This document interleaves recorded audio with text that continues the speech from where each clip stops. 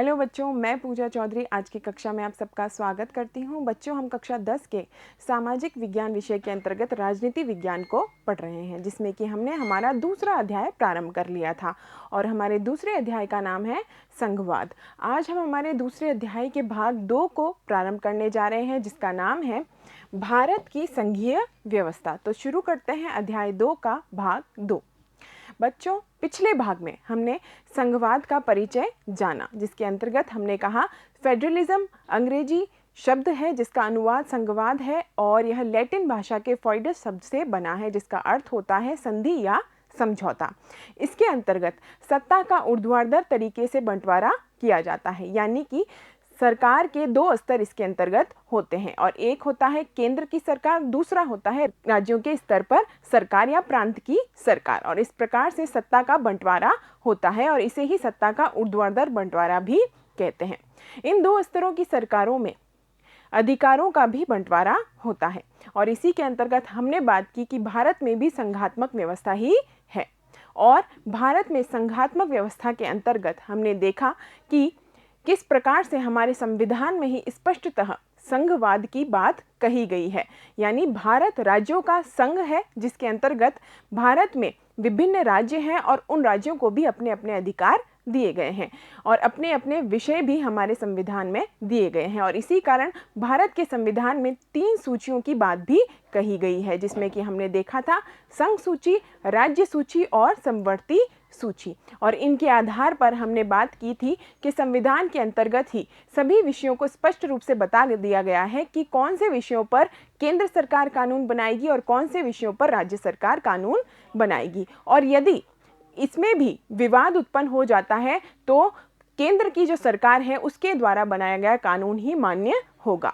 और यदि हमने बात की कि संविधान की महत्ता तो संघवाद में होती ही है, साथ ही साथ न्यायपालिका की भी महत्वपूर्ण भूमिका संघीय शासन में होती है, क्योंकि कई बार विवाद के प्रश्न के रूप में हमें संविधान की व्याख्या करने की आवश्यकता भी पड़ती है और उस स्थिति में हमारी न्यायपालिका जो है संविधान की व्याख्या करती है, ताकि दोनों के बीच में यदि विवाद उत्पन्न होता है तो संविधान की व्याख्या के द्वारा उस मामले को सुलझाया जा सके। बात करते हैं भारत की संघीय व्यवस्था के अंतर्गत क्या क्या परिवर्तन समय के साथ हुए हैं और भारत में यह संघीय ढांचा जो है इतना सफल क्यों हुआ है। और उसी के अंतर्गत हम देखेंगे कि किन किन व्यवस्थाओं में धीरे धीरे भारत की सरकार परिवर्तन करती है, जिससे कि भारत का लोकतंत्र समय के साथ मजबूत होता है। तो शुरू करते हैं, भारत में लोकतांत्रिक जो शासन है उसकी सफलता के कारण क्या है। तो भारत में संघीय व्यवस्था की सफलता की यदि बात करें तो उसका मुख्य कारण क्या है, तो हम कहेंगे भारत का लोकतांत्रिक चरित्र ही इसका सफलता का मुख्य कारण होता है, क्योंकि भारत में लोकतंत्र की वास्तविक रूप से स्थापना हुई है और धीरे धीरे समय के साथ में हमारा लोकतंत्र और भी मजबूत होता गया है, उसमें और भी परिपक्वता हमें होते हुए दिखती है। और इसी कारण भारत का संघवाद भी, भारत का संघीय ढांचा भी जो है समय के साथ मजबूत हुआ है। भारत के लोकतांत्रिक चरित्र का अर्थ है भारत में विविधताएं भी हैं और भारत के संविधान में उन विविधताओं का आदर भी किया गया है। भारत के संविधान में स्पष्ट रूप से संघवाद की स्थापना की बात की गई है और सभी तरीके से राज्य और केंद्र के बीच में सारे अधिकारों का बंटवारा कर दिया गया है। इस कारण जो है लोकतंत्र जो है वह अच्छी तरीके से हमारे यहाँ पर कार्य कर रहा है। तो संविधान की स्पष्ट रूप से व्याख्या करना भी भारतीय लोकतंत्र को मजबूत बनाता है, भारतीय संघीय ढांचे को मजबूत बनाता है। साथ ही साथ भारत में लोकतांत्रिक प्रणाली में समय के साथ भी कई परिवर्तन हुए हैं, जिसमें कि केंद्र सरकार की अपनी भूमिका रही है, न्यायपालिका और संविधान की अपनी भूमिका रही है और भारत के नागरिकों की भी अपनी भूमिका रही है, जिस कारण भारत का संघीय ढांचा समय के साथ में और भी परिपक्व और मजबूत हुआ है। तो इस प्रकार से भारत में संघीय व्यवस्था की सफलता के पीछे का कारण है भारत का लोकतांत्रिक चरित्र। संघीय व्यवस्था के सुचारू रूप से कार्य करने के लिए संविधान में स्पष्ट प्रावधान होना बहुत जरूरी है, क्योंकि यदि संविधान में ही स्पष्ट रूप से बता दिया गया है कि केंद्र के कौन से अधिकार होंगे, प्रांत या राज्यों के कौन से अधिकार होंगे, तो किसी भी प्रकार से संघीय ढांचे के ऊपर कोई विवाद उत्पन्न नहीं होगा और उस विवाद को संविधान की व्याख्या के द्वारा सुलझा दिया जाएगा। इस कारण संविधान में स्पष्ट प्रावधान होना संघीय ढांचे के लिए बहुत ही आवश्यक हो जाता है। और भारत में संघीय शासन व्यवस्था अधिक सफल है क्योंकि यहाँ संवैधानिक प्रावधान और भी स्पष्ट रूप से दिए गए हैं। साथ ही साथ भारत का लोकतंत्र भी भारत के संघीय ढांचे की सफलता के लिए जिम्मेदार है। भारत का लोकतंत्र स्वयं में समय के साथ साथ मजबूत भी होता गया है और इस कारण यहाँ पर संघीय ढांचा जो है हमेशा सफलता के नए नए कीर्तिमान स्थापित कर रहा है। तो भारत के लोकतंत्र की यदि विशेषताओं की बात करें या भारत के लोकतांत्रिक चरित्र की बात करें तो इसमें हमें 3 बातें मुख्य रूप से होती हुई दिखाई देती हैं। सबसे पहले हम कहेंगे कि यहाँ पर संघवाद की भावना ही पहले से विद्यमान रही है, यानी कि यहाँ के राज्य जो है केंद्र और राज्य के बीच में एकता जो है वह सौहार्द जो है वह पहले से ही विद्यमान था। इस कारण यहाँ का लोकतंत्र जो है वह अपने आप में महान हो जाता है। इसके अलावा यहाँ पर जो भी विविधताएं पाई जाती हैं, चाहे वह भौगोलिक दृष्टि से हो, चाहे वह सांस्कृतिक दृष्टि से हो, चाहे वह जातीय दृष्टि से हो, तो इस प्रकार से एथनिसिटी सांस्कृतिक दृष्टि से या फिर हम कहें भौगोलिक दृष्टि से जो भी विविधताएं भारत में पाई जाती हैं उन सभी का आदर भी भारत के लोकतंत्र के द्वारा किया गया है। इस कारण भी यहाँ पर संघवाद मजबूत हुआ है और लोकतंत्र मजबूत हुआ है। साथ ही साथ यहाँ पर सह अस्तित्व की बात भी की गई है। सह अस्तित्व यानी कि भारत के लोकतंत्र में सभी को साथ साथ रहने की इच्छा जो है उसका आदर्श सभी मानते हैं। इस कारण भारत का जो लोकतंत्र है वह समय के साथ मजबूत हुआ है और उसमें समय के साथ उन्होंने अपनी प्रकृति में भी परिवर्तन कर लिया है। इस कारण भारत का जो संघीय ढांचा है अपने आप में विशेष हो जाता है। भारतीय संघवाद की यदि परीक्षा की बात की जाए तो समय समय पर भारतीय संघवाद को कई सारी परीक्षाएं देनी पड़ी हैं और उसकी प्रथम परीक्षा तब हुई थी जब भारत में प्रांतों का गठन होना था, यानी कि भारत 1947 में आज़ाद होता है और उसके पश्चात में हम देखते हैं कि भारत में एक प्रमुख चुनौती सामने आती है कि किस आधार पर भारत में प्रांतों का या राज्यों का गठन किया जाए। तो भारत के जो राष्ट्रवादी नेता थे वह उस चुनौती को स्वीकार करते हैं और कहते हैं कि हमने एक विभाजन का दंश अभी अभी झेला है, यानी कि भारत से विभाजित होते हैं पाकिस्तान, और इस कारण जब हम देखते हैं कि यह विभाजन वह देख करके आगे बढ़ रहे होते हैं तो उन्हें यह महसूस होता है कि अब भारत का भाषाई आधार पर और विभाजन ना हो, इसके लिए हमें भाषाई आधार पर राज्यों का गठन करना होगा। इस प्रकार से भाषा ही वह आधार सरकार के द्वारा या राष्ट्रवादी नेताओं के द्वारा चुनी जाती है जिसके आधार पर भारत में प्रांतों का गठन होता है। तो इस प्रकार से भारत देश के लिए प्रथम परीक्षा, भारतीय संघीय ढांचे के लिए प्रथम परीक्षा थी जब भारत में प्रांतों के गठन का प्रश्न उठा था और उसका उत्तर ढूंढा गया कि भारत में भाषाई आधार पर प्रांतों का गठन होना चाहिए, जिससे कि भारत में एकता बढ़े, भारत में प्रशासन को चलाने में आसानी हो और इस प्रकार से भारत के नागरिक जो है वह राष्ट्रवाद के रूप में धीरे धीरे एक साथ विकास की ओर आगे बढ़े। तो इस प्रकार से भारतीय संघवाद की प्रथम परीक्षा थी भाषाई राज्यों का गठन। भारत एक विशाल देश है और यहाँ पर अनेक भाषाएं बोली जाती हैं। तो हमने देखा 2011 की जनगणना के आधार पर यह हमें मालूम चलता है कि भाषाई आधार पर विविधताओं में विश्व में प्रथम स्थान पर हम भारत के होने की यदि बात करें तो यह कोई अतिशयोक्ति नहीं होगी। इस प्रकार से यहाँ पर इतनी ही भाषाएं हैं और बहुत सारी बोलियां भी हैं। इस कारण यहाँ पर भाषाई आधार पर विविधताएं पाई जाती हैं। इसके अलावा भारत में और भी कई विविधताएं पाई जाती हैं, जैसे कि हमने बात की भौगोलिक आधार पर भारत में विविधता पाई जाती है, जातीयता या एथनिसिटी के आधार पर यहाँ पर विविधताएं पाई जाती हैं और सांस्कृतिक आधार पर भी यहाँ पर विविधताएं पाई जाती हैं। इस कारण भारत की सरकार के लिए नए राज्यों का गठन किस आधार पर होगा, आज़ादी के बाद यह बहुत बड़ी चुनौती बन गई थी। अतः यह भारत के आज़ाद होने के बाद एक महत्वपूर्ण प्रश्न था कि भारत में राज्यों का गठन किस आधार पर हो। इसके लिए किसको आधार चुना गया, तो इसके लिए भारत के नेताओं ने बहुत ही सोच समझकर कदम उठाया और भाषा को एक आधार के रूप में चुना कि क्षेत्रीय आधार पर हम कहेंगे तो भाषा ही वह आधार हो सकता है जिससे राष्ट्र की एकता भी बनी रहेगी और नए प्रांतों का गठन भी हो सकता है। तो इस प्रकार से भाषा को जो है आधार चुना गया कि नए प्रांतों का गठन किस आधार पर होगा।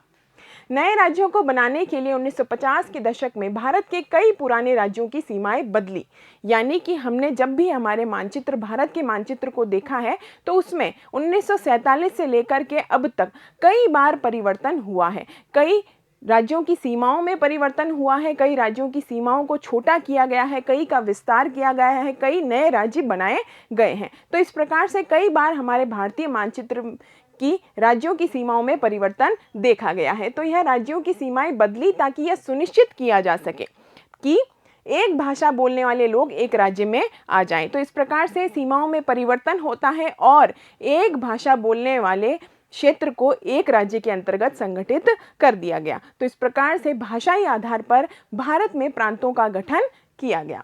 भाषावार राज्य बनाने से क्या परिणाम निकल करके आए? तो जब हम देखते हैं कि भारत की सरकार यह निर्धारित करती है कि भाषा के आधार पर नए प्रांत बनेंगे, तो उससे सहूलियत सामने आई, उससे जो परिणाम वो सकारात्मक सामने आए और भाषावार राज्य बनाने से देश ज़्यादा एकीकृत हुआ, देश ज़्यादा मजबूत हुआ। इससे प्रशासन को संभालने में भी पहले की अपेक्षा और सुविधाएं उत्पन्न हुई। तो इस प्रकार से यह जो निर्णय था वह बहुत ही अच्छा निर्णय था कि भाषाई आधार पर भारत में नए प्रांतों का गठन होना चाहिए।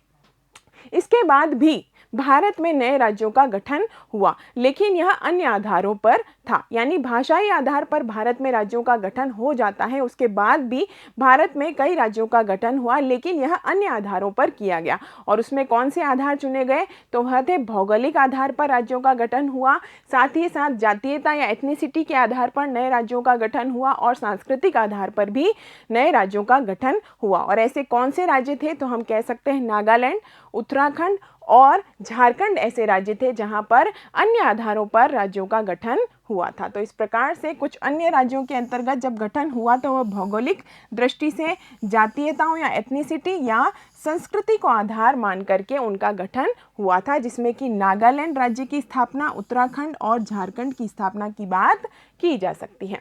अब हम देखते हैं भारतीय संघीय ढांचे की दूसरी परीक्षा कब हुई। तो इस प्रकार से हम कहते हैं कि प्रथम परीक्षा तो हमने देखी जब भारत में प्रांतों के गठन की बात आई थी और उससे भारत की सरकार अच्छी तरीके से निपट लेती है, लेकिन यह परीक्षा जो आगे भी जारी रहती है और भारत के संघीय ढांचे के लिए दूसरी परीक्षा तब होती है जब भारत की भाषा नीति का निर्धारण करना होता है। तो इस प्रकार से भारत की भाषा कौन सी होगी, भारत की राष्ट्रभाषा कौन सी होगी, इसके निर्धारण के लिए भी एक चुनौती भारत के समक्ष पेश होती है, भारतीय संघीय ढांचे के समक्ष पेश होती है। तो हम देखते हैं भारतीय संघवाद की द्वितीय परीक्षा है भारत की भाषा नीति का निर्धारण करना।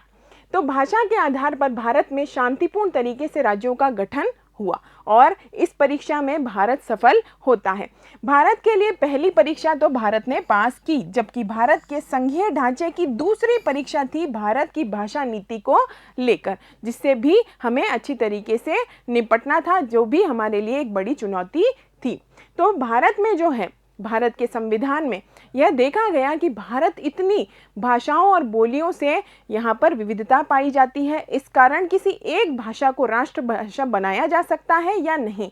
तो इस प्रकार से इसका उत्तर देखा गया कि भारत में इतनी भाषाई विविधता है, इस कारण किसी भी एक भाषा को राष्ट्रभाषा का दर्जा हमारे संविधान में नहीं दिया गया, लेकिन हिंदी को राजभाषा बनाया गया। तो इस प्रकार से भाषाई नीति का निर्धारण जब किया गया तो हमारे संविधान में किसी एक भाषा को राष्ट्रभाषा का दर्जा देने की बात जो है नहीं स्वीकार की गई, लेकिन भारत में हिंदी को क्या बनाया गया? हिंदी को भारत की राजभाषा बनाया गया। लेकिन फिर भी एक आंकड़ा जो है वह हमें बताता है कि भारत में हिंदी भाषियों की संख्या कितनी है।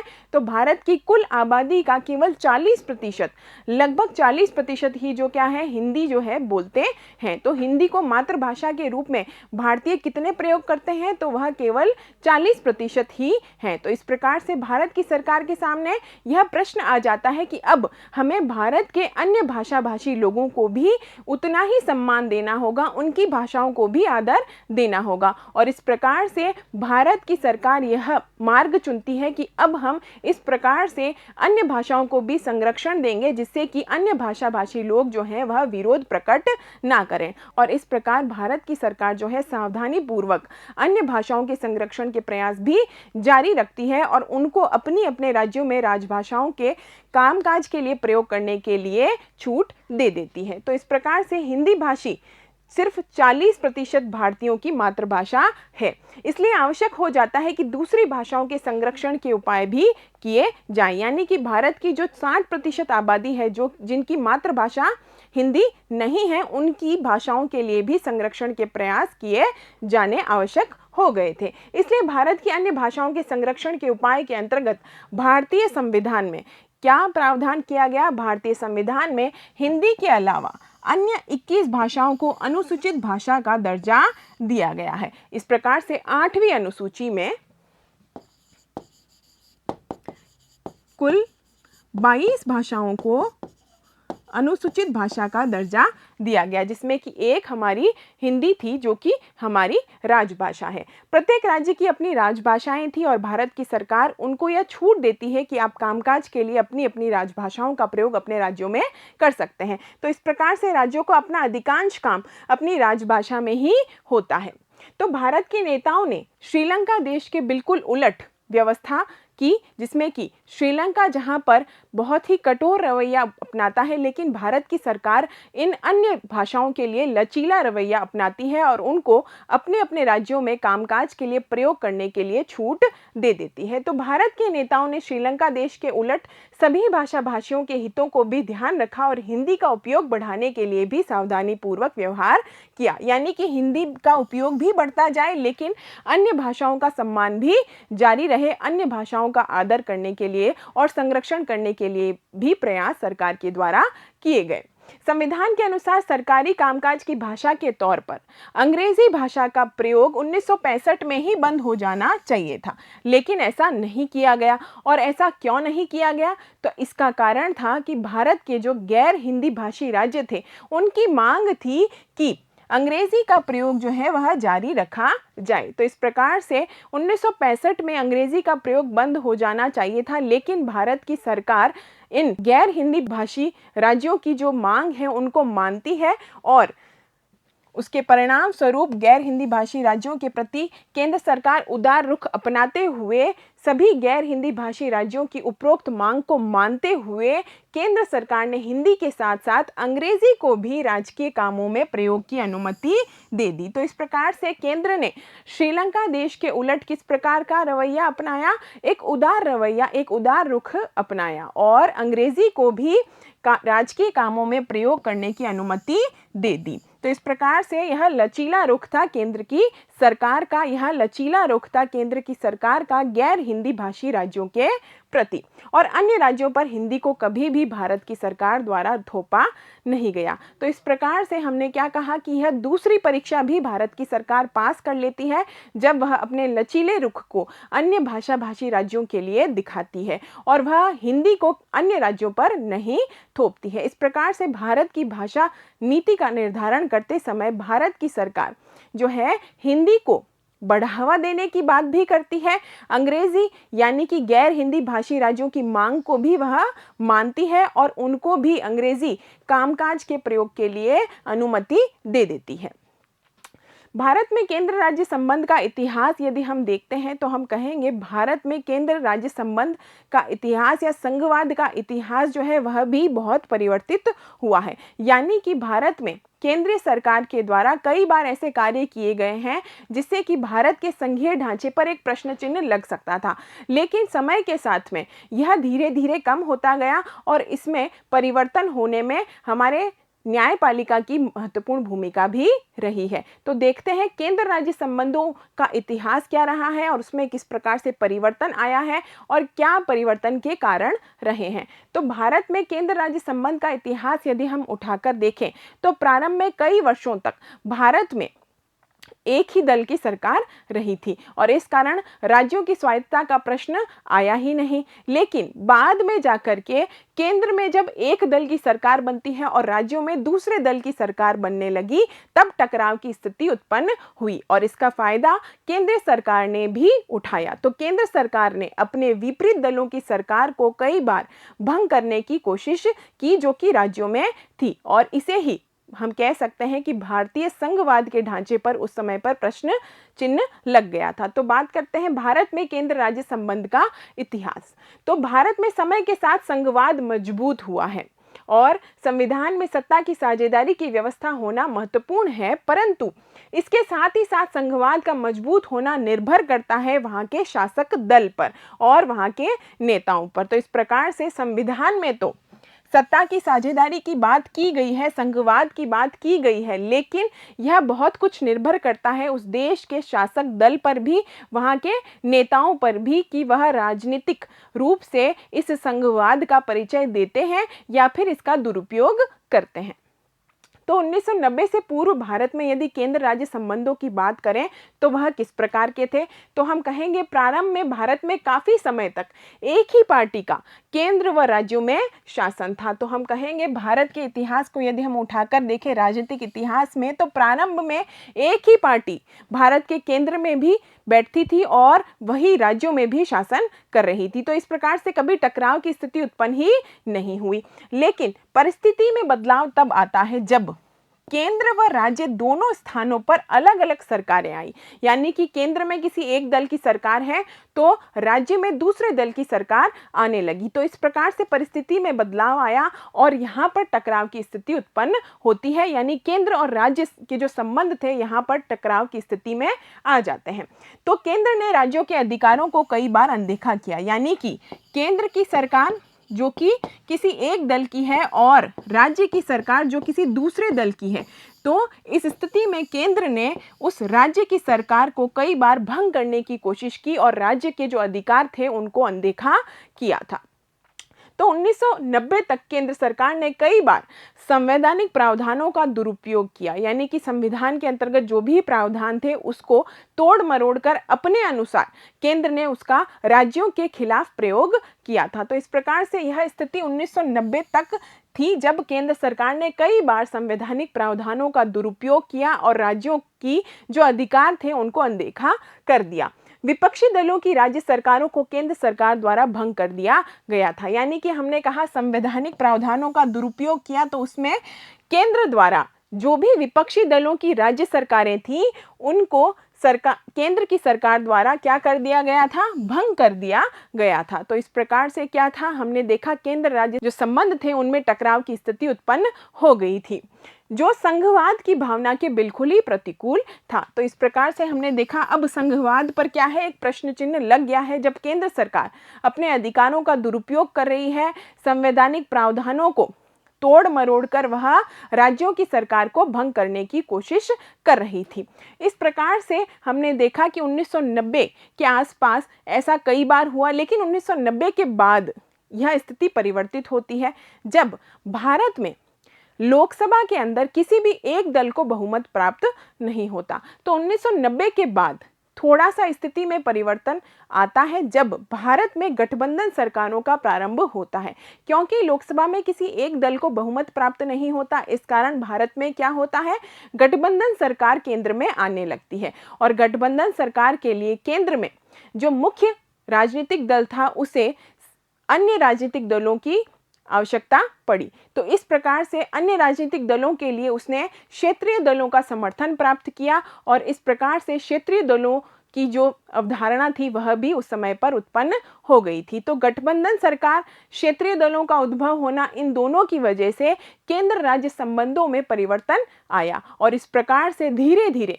राज्य जो है वह महत्वपूर्ण हो गए, राज्यों की नीतियां महत्वपूर्ण हो गई, राज्य सरकारों की स्वायत्तता भी महत्वपूर्ण हो गई। तो इस प्रकार से 1990 के बाद में जो हमने संवैधानिक प्रावधानों का दुरुपयोग केंद्र के द्वारा पहले देखा था वह परिवर्तित हो जाता है। अब केंद्र की सरकार राज्यों को स्वायत्तता देना प्रारंभ कर देती है, क्योंकि वह गठबंधन सरकार में है और उसे आदर करना होगा उन क्षेत्रीय दलों का जिनका कि वह समर्थन प्राप्त करके सत्ता में बैठी है। तो इस प्रकार से 1990 के बाद का काल व केंद्र राज्य संबंधों में परिवर्तन आता है। केंद्र व राज्य के बीच सरकारों का टकराव 1990 के बाद में बदल गया, 1990 के बाद में परिवर्तित हो गया। देश के अनेक राज्यों में क्षेत्रीय दलों का उदय होने लगा।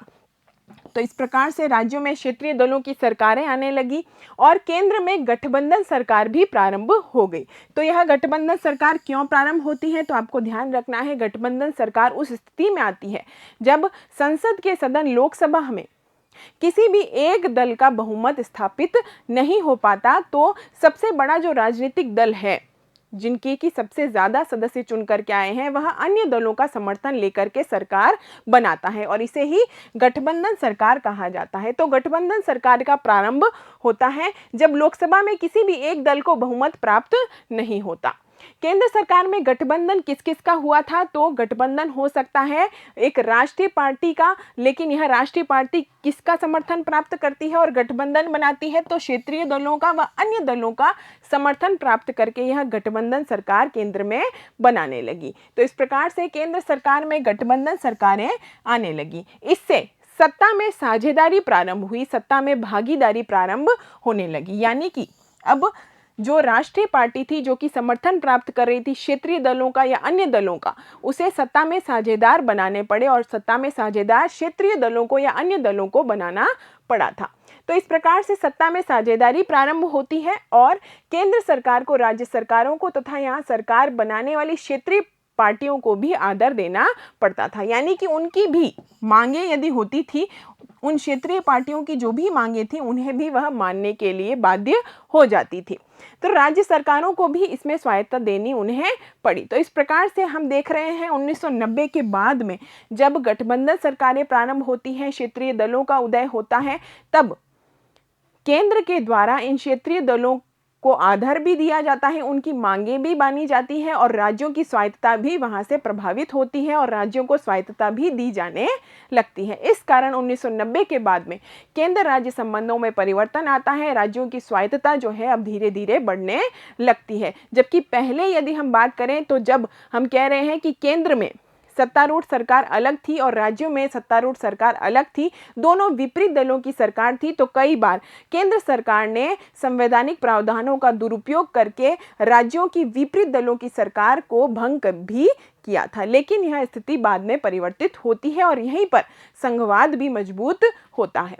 तो इस प्रवृत्ति को बल अधिक तब मिलता है जब सुप्रीम कोर्ट, भारत का जो उच्चतम न्यायालय है, तो सुप्रीम कोर्ट ने केंद्र सरकार द्वारा मनमाने ढंग से राज्य सरकारों को भंग करने के खिलाफ अपना फैसला सुनाया। यानी कि यहाँ पर न्यायपालिका जो है वह किसका पक्ष लेती है? भारत के संघीय ढांचे का पक्ष लेती है, भारत के संघवाद का पक्ष लेती है और केंद्र सरकार की मनमानी के खिलाफ वह फैसला सुनाती है। तो इस प्रकार से इस प्रवृत्ति को, यानी भारत के संघीय ढांचे को की जो प्रवृत्ति है, जो हमारा लोकतंत्र है, जो उसकी मजबूती है, उस प्रवृत्ति को बल तब मिलता है जब सुप्रीम कोर्ट ने केंद्र सरकार द्वारा जब मनमाने ढंग से राज्यों की विपरीत दलों की सरकार को भंग किया था, तो उसके खिलाफ हमारा सुप्रीम कोर्ट क्या सुनाता है? फैसला सुनाता है। तो इस प्रकार से हमारा संघवाद यहाँ पर और भी मजबूत हो जाता है, क्योंकि हमने पढ़ा था कि जब भी संविधान की व्याख्या का प्रश्न होगा तो न्यायपालिका ही उसको व्याख्या कर सकती है। संविधान की व्याख्या के लिए न्यायपालिका ही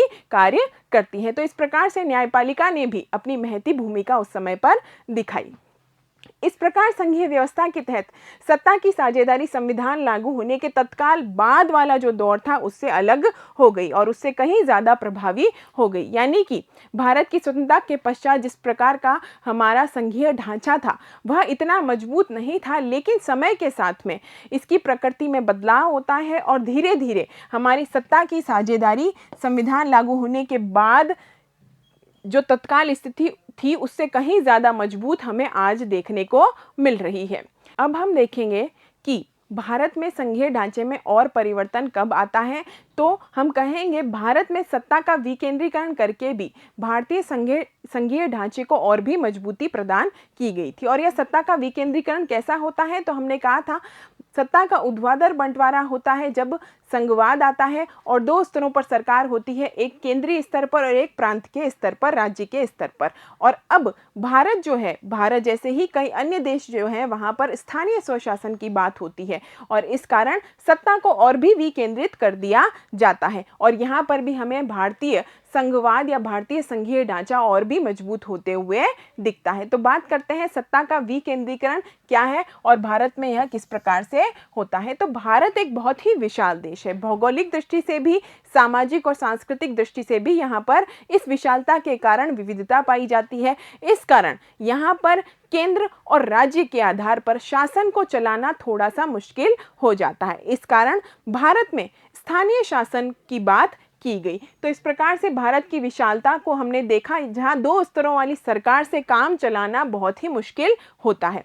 इस कारण भारत जो है, यहाँ पर स्थानीय स्वशासन की बात की गई, उसे आवश्यक माना गया। भारत की इतनी विशालता है कि कुछ राज्य तो यूरोप के कई देशों से भी बड़े हैं। जनसंख्या के मामले में हमारा राज्य उत्तर प्रदेश तो रूस से भी बड़ा है। इस प्रकार से रूस, जो कि एक स्वयं में देश है, उससे भी ज़्यादा हमारे उत्तर प्रदेश राज्य की जनसंख्या है। इस प्रकार से भारत भौगोलिक रूप से विशाल है, जनसंख्या भी यहाँ पर बहुत ज़्यादा है और यहाँ पर सामाजिक सांस्कृतिक विविधताएं भी हैं। तो इस प्रकार से इन राज्यों के विभिन्न क्षेत्रों में भी जो है विविधताएं पाई जाती हैं, चाहे वह बोली के आधार पर हो, खान पान के आधार पर या फिर संस्कृति के आधार पर हो। तो इस प्रकार से भौगोलिक रूप से विविधता, विशालता और सामाजिक सांस्कृतिक रूप से विविधता, इन सभी के कारण हम देख रहे हैं कि यहाँ पर स्थानीय मुद्दे होते हैं, यहाँ पर स्थानीय मामले और समस्याएं होते हैं, जिनको कि प्रांतों के द्वारा कई बार अनजाने में ही अनदेखा कर दिया जाता है और केंद्र तक भी कई बार वह समस्याएं नहीं पहुंच पाती। इस कारण भारत में स्थानीय स्वशासन की स्थापना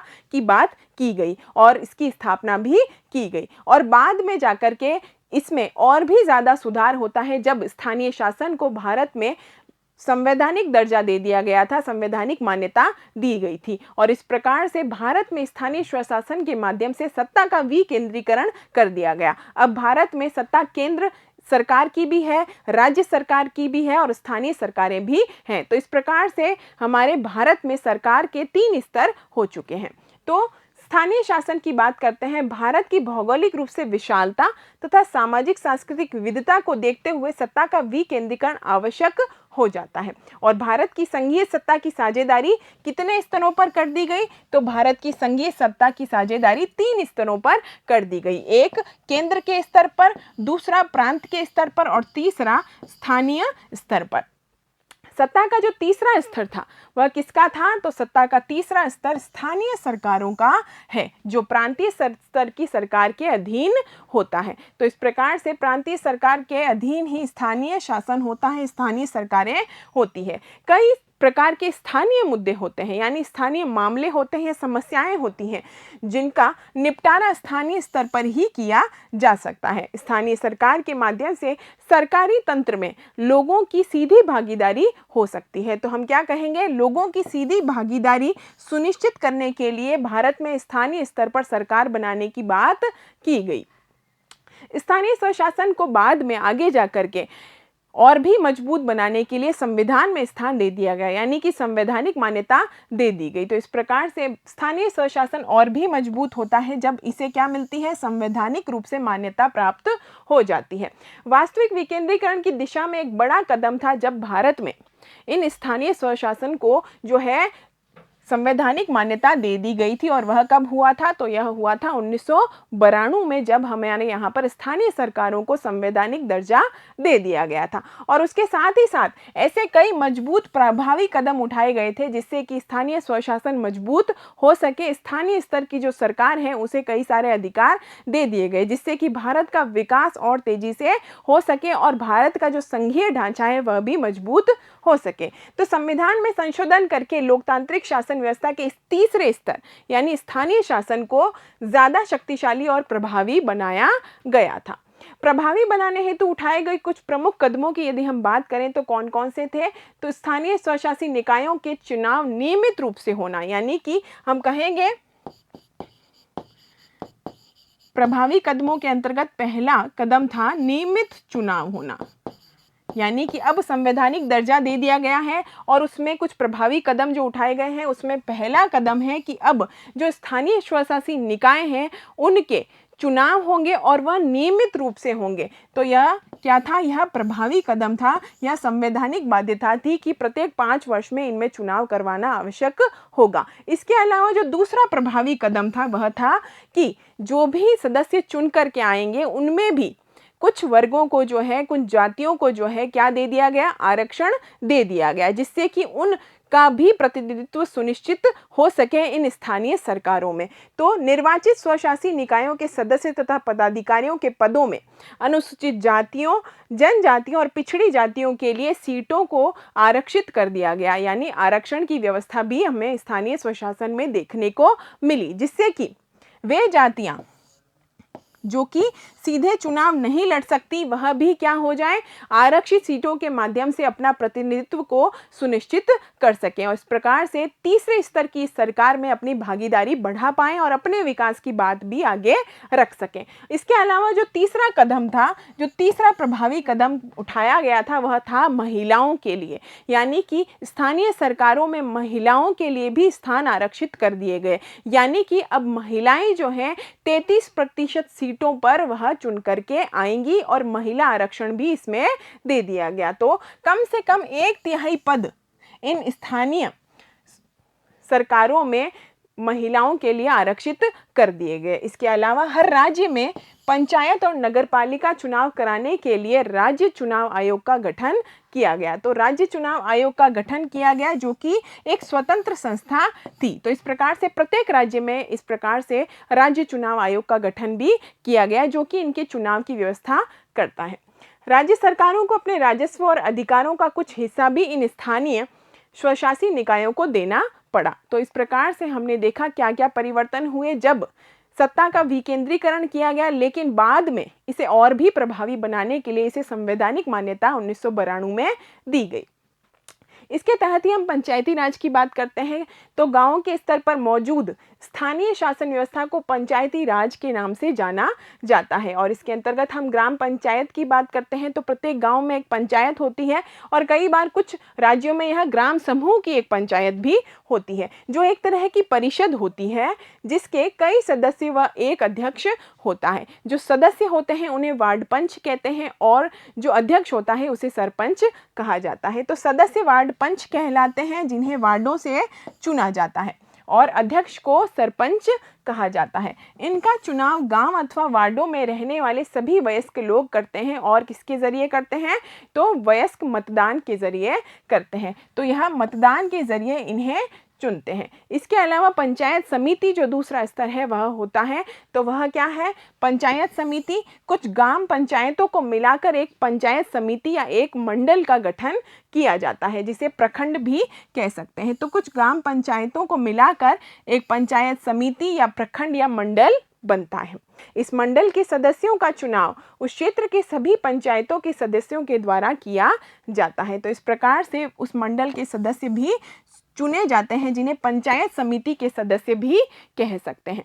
यदि बात करें पंचायत समिति का राजनीतिक मुखिया कौन होता है, तो पंचायत समिति का जो राजनीतिक मुखिया होता है उसे प्रधान कहा जाता है। अब बात करते हैं हम जिला परिषदों की। तो एक जिले की सारी पंचायत समितियां मिलकर जिला परिषद का निर्माण करती है और जिला परिषद के अधिकतर सदस्य चुन करके आते हैं, निर्वाचित होकर के आते हैं। लेकिन इस जिला परिषद के अन्य सदस्य भी होते हैं और वह कौन हो सकते हैं, तो वहाँ का जो लोकसभा सदस्य है वह जिला परिषद में सदस्य के रूप में भाग ले सकता है। विधानसभा का सदस्य या एमएलए भी इस जिला परिषद की सभा में भाग ले सकते हैं और जिला स्तर की संस्थाओं के कुछ अधिकारी भी यहाँ पर भाग लेते हैं। तो इस प्रकार से जिला परिषद जो है जिले की सर्वोच्च संस्था हो जाती है।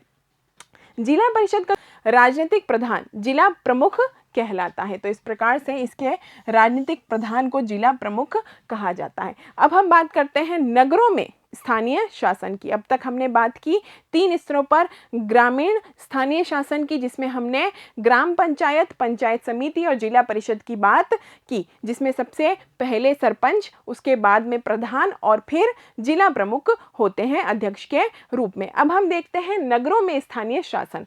तो गांवों की तरह स्थानीय शासन की संस्थाएं जो है शहरों में भी कार्य करती है। शहरों में नगर पालिका और नगर निगम जो है वह कार्य करते हैं। दोनों का कामकाज निर्वाचित प्रतिनिधि ही करते हैं, यानी कि यह चुनाव लड़ करके आते हैं, वह लोग इसमें काम करते हैं। नगर पालिका प्रमुख जो होता है वह नगर पालिका का राजनीतिक प्रमुख कहलाता है और नगर निगम का जो राजनीतिक प्रमुख होता है उसे हम मेयर कहते हैं। इसके अलावा यदि हम बात करें स्थानीय सरकार को संवैधानिक मान्यता मिली तो उससे क्या परिणाम सामने आया, तो हमारा जो लोकतंत्र है, जो भारतीय लोकतंत्र है, वह समय के साथ मजबूत हुआ क्योंकि स्थानीय स्तर पर सरकार बनी, उसे संवैधानिक मान्यता दी गई और साथ ही साथ ऐसे कुछ प्रावधान जोड़े गए जो कि इसे मजबूत बनाते हैं, जैसे कि प्रत्येक 5 साल में चुनाव करवाना, आरक्षण की व्यवस्था करना और इन्हें कुछ राजस्व के अधिकार भी देना।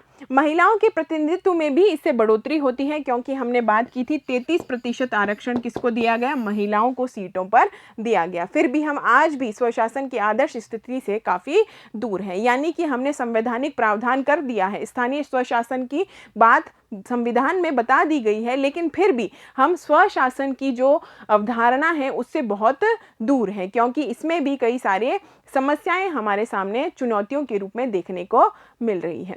तो हमने बात की इस अध्याय में संघवाद क्या होता है, संघवाद की अवधारणा हम जान चुके हैं। उसके बाद में हमने भारत में संघीय ढांचे की बात की, उसमें हमने देखा समय के साथ में हमारा लोकतंत्र मजबूत हुआ है, संघीय ढांचे में भी समय के साथ में उसकी प्रकृति में भी परिवर्तन आए हैं और इस प्रकार से भारत का संघीय ढांचा भी समय के साथ में मजबूत होता गया है और इसमें हमारा सत्ता का विकेंद्रीकरण भी महत्वपूर्ण भूमिका निभाता है, संविधान भी महत्वपूर्ण भूमिका निभाता है और भारत की केंद्रीय सरकार भी जो है महत्वपूर्ण भूमिका निभाती है और न्यायपालिका भी जो है अपनी क्रिया समय समय पर करती रहती है। मिलते हैं इस अध्याय के अगले भाग में। धन्यवाद।